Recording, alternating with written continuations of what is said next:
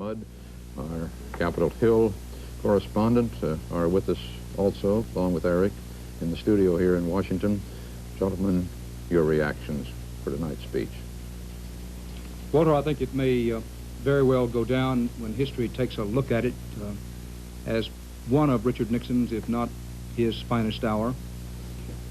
Needs to be made clear and can't be reemphasized too often, I think, as I think the President made clear in his speech. There is no joy in this for anyone tonight. No decent thinking American could take any joy out of this. That sadness is tempered by, for many, with awe for the constitutional process, what we sometimes call the system, which worked magnificently. It was that constitutional process. It was a process of law which brought us to this moment. The President made, in his speech, made clear that he respects that, he understands that, he has that appreciation and that awe for it. He did give, and I would agree with Walter, what you said, he gave to this moment a touch of class, more than that, a touch of majesty, touching that nerve in most people that says to their brain, we revere the presidency, we respect the president, the republic, and the country comes first. Roger? Well, just from a purely congressional point of view, I really wouldn't think that was a very satisfactory speech. It did not deal with the realities of why he was leaving. There was no accounting in the speech of how he got there and why he was leaving that Oval Room.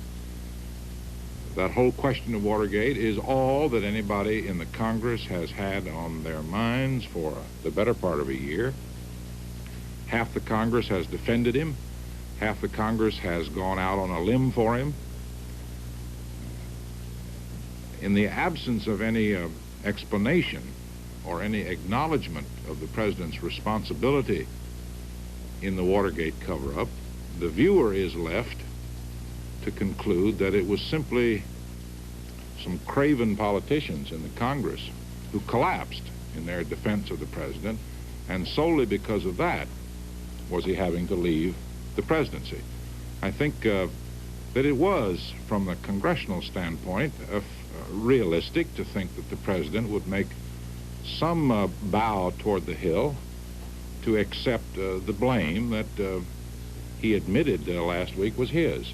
But there was nothing like that tonight, and I think that the Congress will not be in any sort of mood to even consider for a brief time a grant of immunity, even though it's not legally binding and really would have no effect. And I think in the absence of any congressional action on immunity, Special Prosecutor Leon Jaworski will read that as a mandate to go ahead and proceed against the President in the courts of law. Roger, what about the other aspect of the thing? Do you think that there will be calls on Capitol Hill now to go ahead with the impeachment process in order to convict the President, or at least lay out the evidence against the President for the people again in their Congress?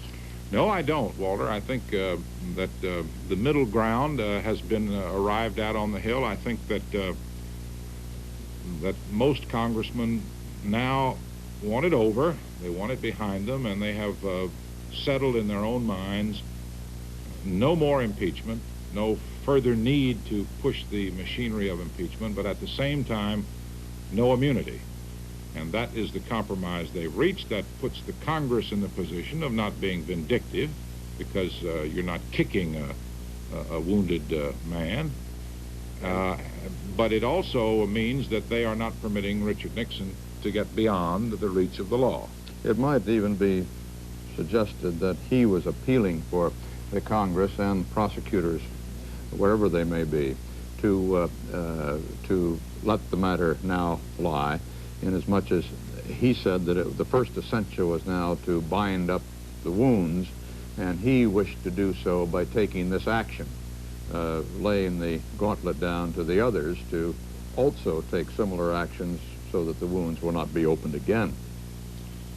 Well, there is still to be accounted for in the country, it seems to me, a sizable body of opinion that would rightfully ask, is the President of the United States really to be beyond the law? That if certain crimes were committed and certain laws were violated, then somebody ought to be punished for them. Now, an awful lot of men have had their families broken up in the last year because of crimes that they have committed. They've said in the name of national security or whatever. The President said tonight that I think, mistakes of actions, some actions were wrong, he said, but those actions were in the best interests of the nation. But nonetheless, there's been an awful lot of sadness delivered on a lot of Washington families. Now, those people were not beyond the law. I think the release of the transcript of the June 23rd, 72 tape means probably that Bob Haldeman will go to jail, and that John Ehrlichman might well go to jail. And I think there must be some accounting for those Americans who asked after the Agnew case, why didn't Vice President Agnew go to jail?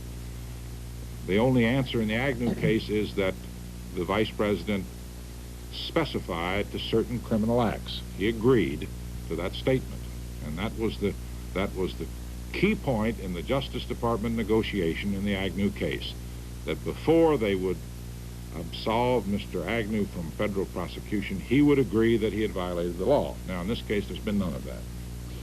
Well, this will be weighed. This is going to be the agony of the next few days, if not weeks and months. The agony of weighing what you have said on the one hand, Roger, in the Congress and in the hearts and minds of the American people, weighing that against, on the other hand, the lack of appetite to more than that, the absolute determination, I think, on the part of most people, not to shoot at lifeboats. That here you have tragedies, human tragedies, in the whole wake of this mess over the past few years, and the whole sorrowed affair. You've had one human tragedy after another. And the question is, is there any real desire to add another to that? It is not an easy question. I don't mean to suggest that the answer is obvious tonight. I think it isn't. It is something that is going to require a great deal of thought. Unquestionably, a lot of people are going to ponder the point about is there equal justice under the law, which you have described?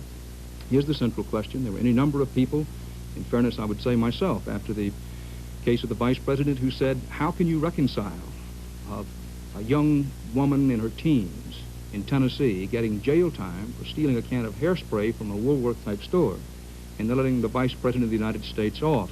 There was and is that argument, but I may be wrong. But my own assessment is I don't think that the American people nor the Congress in the end will want to pursue Richard Nixon if it can possibly be avoided.